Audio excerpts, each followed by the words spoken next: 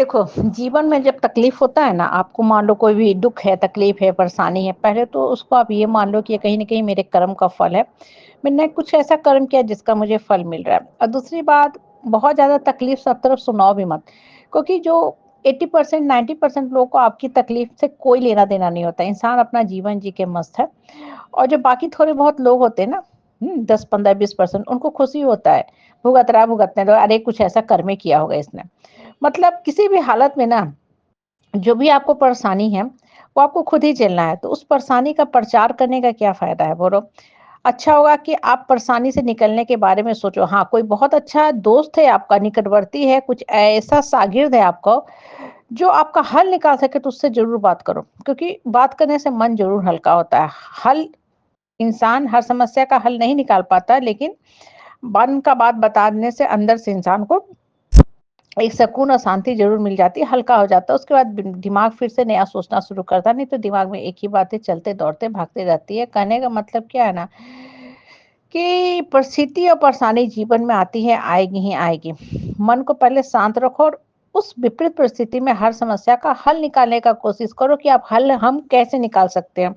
और जब तक आपको हल निकालने नहीं आएगा ना, आप रोते ही रहोगे और अपना दुःख का व्याख्यान सब तरफ करते रहोगे। जितना ज़्यादा रोना रोओगे ना, उसका कोई फ़ायदा नहीं होता है। लोग हल नहीं निकालेंगे, उल्टा मज़ाक उड़ा के जाएँगे कि अरे! कितना दुखी है, अरे! कुछ नहीं किया, अरे! बस अरे, अरे, अरे में जीवन चलता रहेगा और अल्टीमेटली उसका आपको कोई बहुत ज़्यादा फल भी नहीं मिलने वाला है। और सबसे बड़ी बात, जब मन शांत रहेगा ना, तब आप देखोगे कि आपको बहुत सा समस्या का हल अपने आप अंदर से निकल रहा है।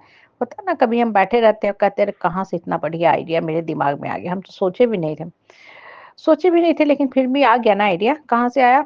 आपको कहीं न कहीं भगवान का ही वो दिया हुआ हाँ, साइलेंट साइलेंट उपदेश है, ज्ञान है, ठीक है? मन के अंदर भगवान होता है ना, हम लोग हमेशा बोलते हैं मन के अंदर भगवान होता है, तो भगवान कहाँ से आता है? इसी फॉर्म में आता है, जो आपको साइलेंट वे में गाइड कर रहा है, जिसको हम समझ ही नहीं पाते कि कैसे गाइडेंस हमको मिल रहा है। इसलिए बोल रहे हैं ना कि जीवन में ना सही निर्णय लेना सीखो। जब निर्णय सही लोगे ना, तब आपको देखोगे हर समस्या का हल भी निकलता जाएगा। और मन को साफ रखा करो। बहुत ज़्यादा उलझनों में मत घिरा रहो, दिमाग के अंदर वेव ऑफ थॉट्स मत चलाओ। बहुत ज़्यादा जब नंबर ऑफ थॉट्स चलते हैं ना, तो उसका भी कोई फ़ायदा नहीं होता है। आप क्या फ़ील करोगे? आप सोचे जा रहे हो, सोचे जा रहे हो, सोचे जा रहे हो और सोच कर बोलो ना, क्या फ़ायदा है? जिस चीज़ का कोई फ़ायदा ना हो, वो सोच भी नहीं क्रिएट करना चाहिए। बेवजह आपका दिमाग में और टेंशन होगा। उस टेंशन से और दिमाग उलझता जाता है। मतलब आप सोचना तो कुछ शुरू किए थे, सोचते-सोचते कहीं और पहुँच गए। होता है ना, गाड़ी चला रहे थे और कुछ सोच रहे थे और सोचते-सोचते आपका दिमाग इतना भटक गया कि आपको पता ही नहीं चला कि आपको कहाँ जाना था। और जब पहुँच गए, तब आप कहते हैं, हाय राम! ये क्या हो गया? हम कहाँ आ गए? आप कहीं नहीं आए। आपका थॉट्स गलत था, इसलिए आप गलत दिशा में पहुँच गए। यही अगर सही सोच क्रिएट करते रहते, तो सही दिशा में आते। इसलिए बोलते हैं ना, कभी-कभी रोना-रोना से अच्छा है ना, हुँ, कि जीवन को छोड़ दो। और समस्या का हल ना समय पे ही निकलता है। आपके चिल्लाने-बिलखने से कुछ नहीं होता है। हम कितना भी चिल्ला लें ना, जो समस्या जब खत्म होना है ना, तभी होगी। किसी के चाहने से अगर समस्या का हल निकल जाए ना, हाँ, तो जीवन सब लोग इंसान अपने चाहत के हिसाब से जिए, लेकिन नहीं होता ना। बहुत बार हमको वांटेड, अनवांटेड बहुत सा कर्मफल भुगतना पड़ता है और जिसके लिए कोई ज़िम्मेवार नहीं होता है।